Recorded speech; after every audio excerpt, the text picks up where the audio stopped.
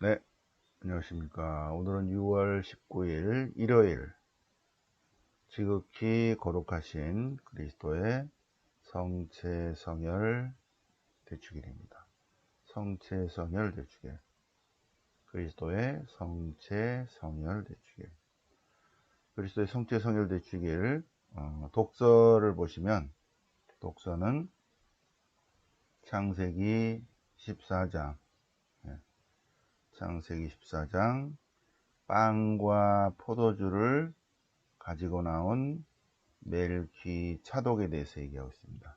살렘의 임금, 예루살렘의 임금 멜키 차독이 아브라함에게, 멜키 차독은 사제이며 왕이죠. 하느님의 사제이기 때문에 사제가 축복한다는 의미로 빵과 포도주를 갖고 왔다. 창세기니까 마이너스 400년경에 편집된 책이죠, 그죠? 후대에 편집된 것입니다. 그래서 거기에 맞는 시편 110편, 너는 멜키ጼ덱과 같은 영원한 사제다. 전승에 하면 멜키차독은 아버지도 없고 뭐 부모도 없고 아무도 없고 오직 하느님으로부터 지명을 받은 하느님의 사제다, 영원한 사제다, 이렇게 나갑니다. 멜키차독이. 그래서 이것이 어떻게 되었나까지 설명하면 너무 긴데, 어쨌든 멜기차독에 관한 전승이 창세기 14장으로 들어왔다는 것입니다. 아브라함과 같은 시대로 마이너스 1850년으로 세팅을 해놓은 거죠. 자, 제2독서는 고린토 1서 11장. 네, 고린토 1서는 11, 13, 15가 중요하다 그랬죠. 11, 13, 15. 11장은 주님의 만찬에 관한 이야기가 나옵니다. 13장은 사랑에 대해서, 15장은 부활의 삶에 대해서, 부활에 대해서 바오로 사도의 가르침. 근데 고린토 1서 11장에 바오로 사도가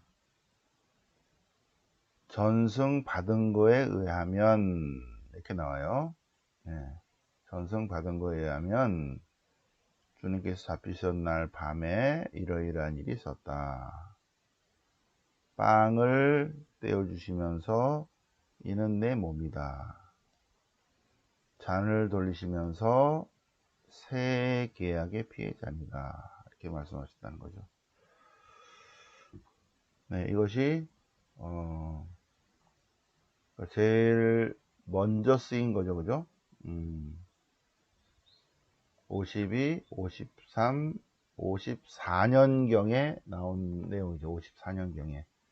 나머지는 뭐 마테오, 마르코, 루카는 54년경에 바오로 사도가 맨 처음에 작품이 올렸고, 그 다음에 70년에는 마르코 복음, 80년에는 마테오 복음, 그리고 루카 복음에 나오죠. 최후의 만찬에 가는 이야기가. 그러니까 마테오, 마르코, 루카, 고린도 1서 이렇게 네 군데만 나오는데, 최후의 만찬에 관한 이야기가 마테오, 마르코, 루카, 고린도 1서. 고린도 1서가 제일 먼저 쓰인 것이죠. 54년경에 쓰였으니까. 빵을 떼우시면서 이는 내 몸이다. 잔을 돌리시면서 새 계약의 피의 잔이다 하셨다는 거죠. 그리고 오늘 복음은 루카복음 9장 5,000명을 먹이신 기적 이야기입니다. 5,000명을 먹이신 기적 이야기.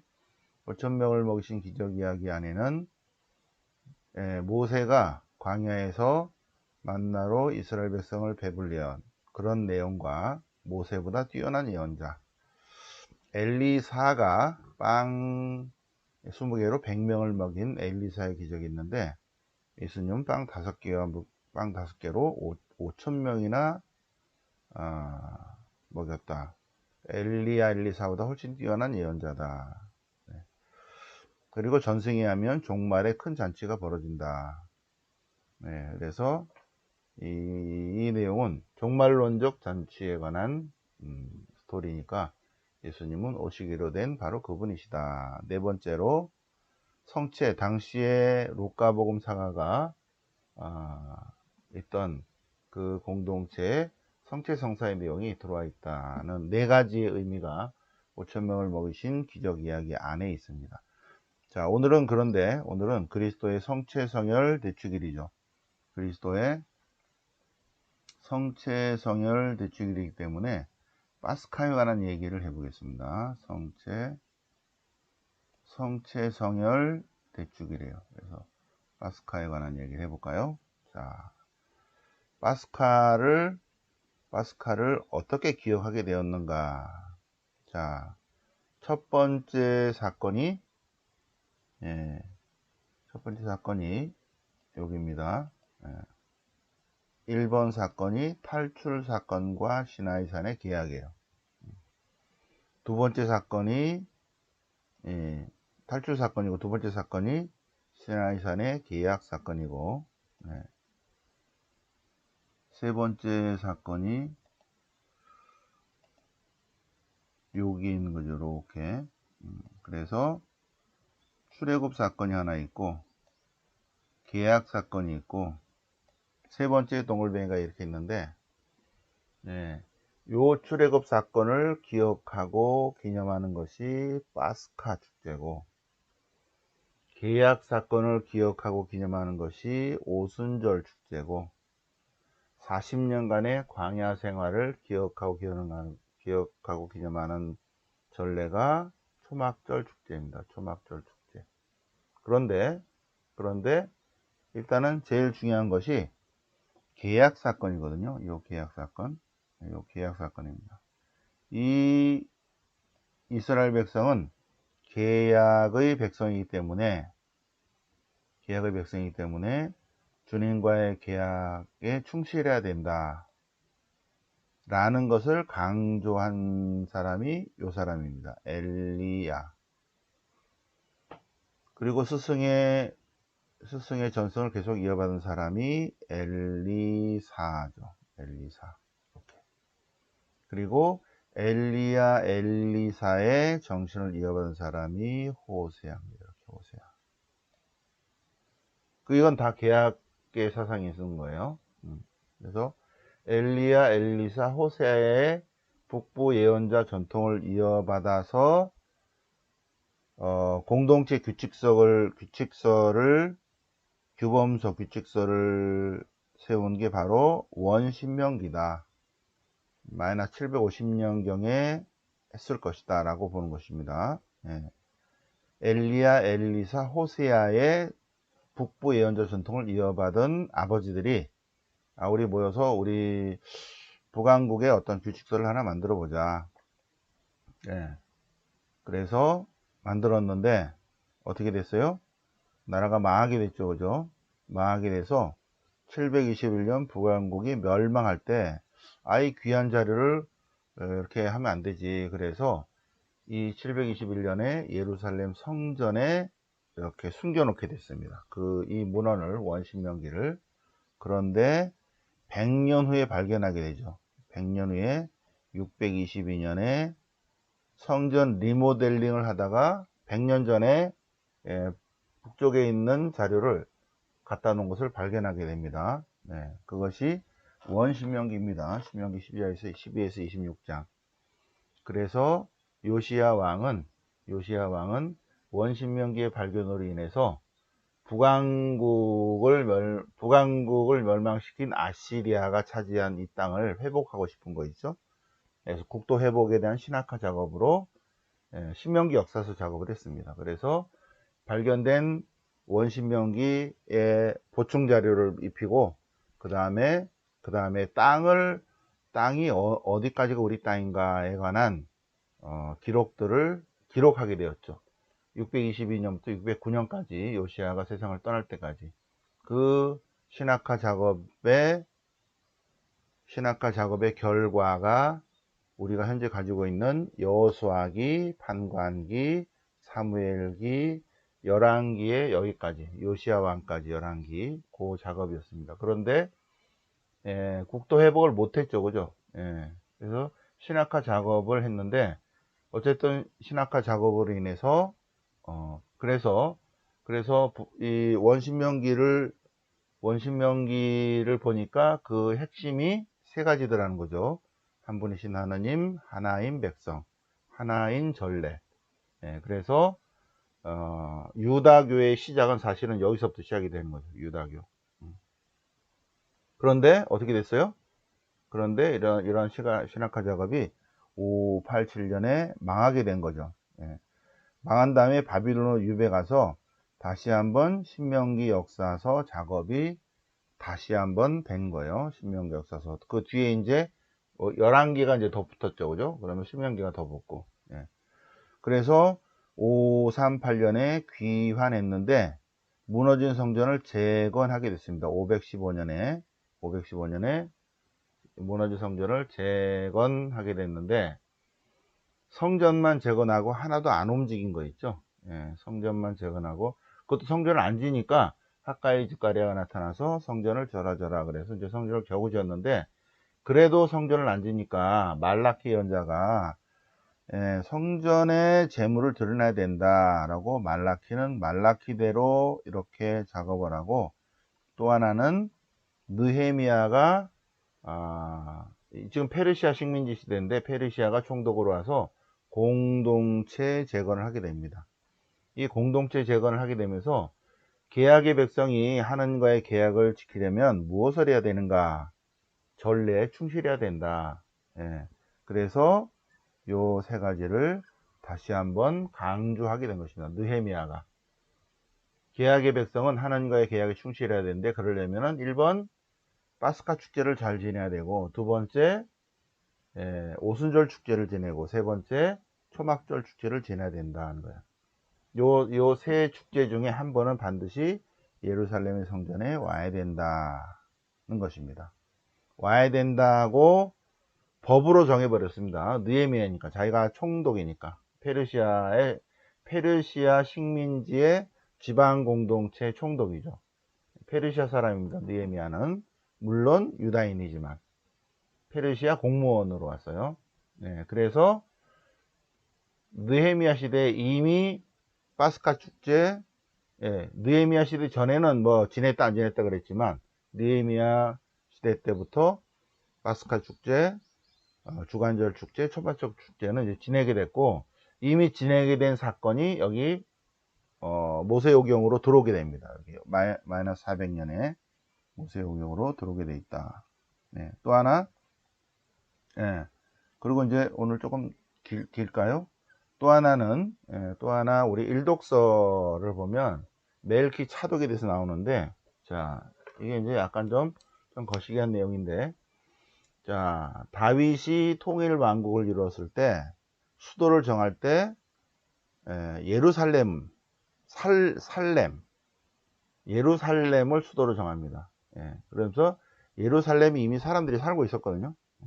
예루살렘 성도 있고 다윗이 예루살렘 성전을 지내면서 그쪽 지역, 그쪽 지방, 그 땅에 있던 사제를 받아들이게 됩니다.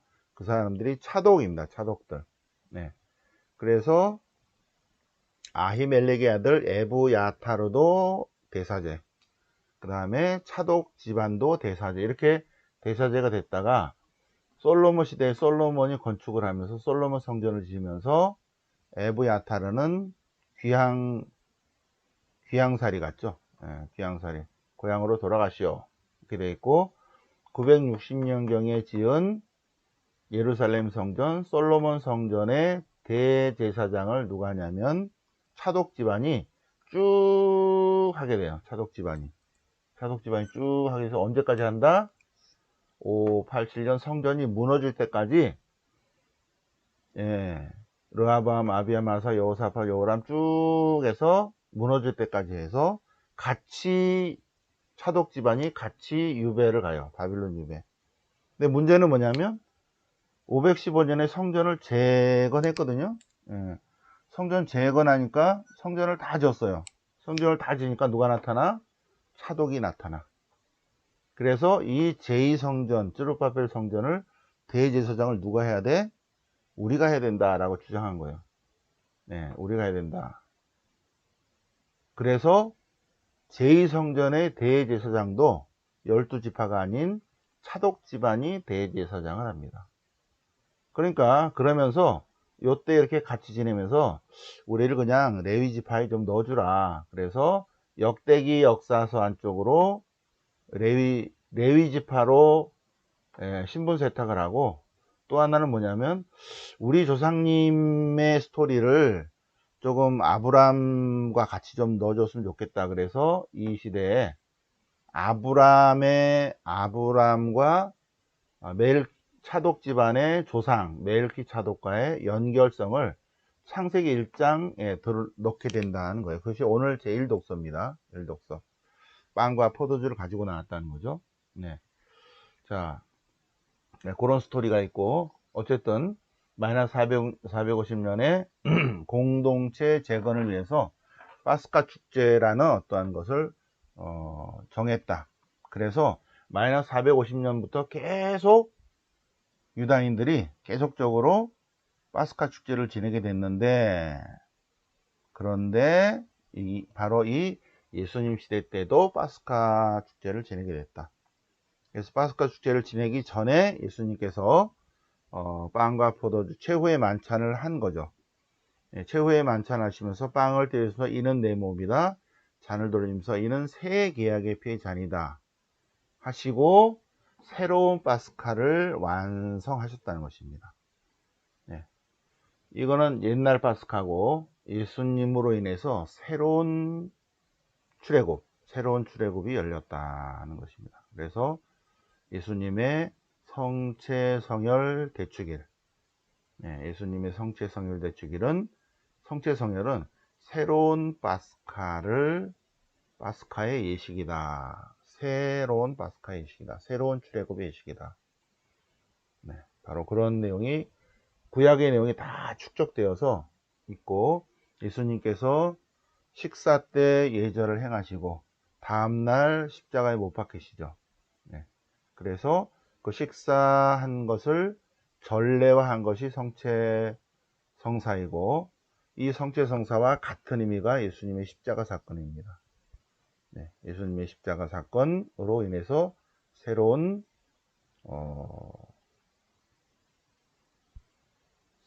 출애굽이 시작이 되었다.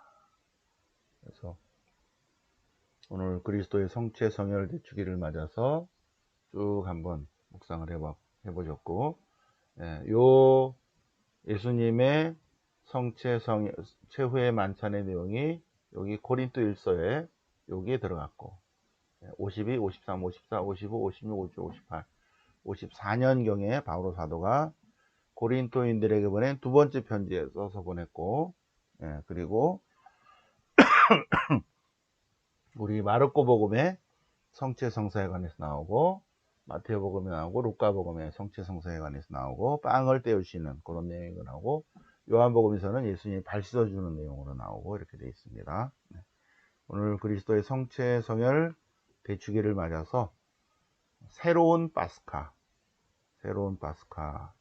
묵상하시면서 파스카의 역사적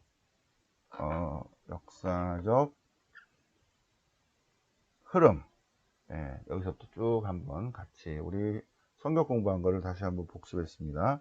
영광이 성부와 성자와 성령께 처음과 같이 이제 항상 영원히 아멘. 성부와 성자와 성령의 이름으로.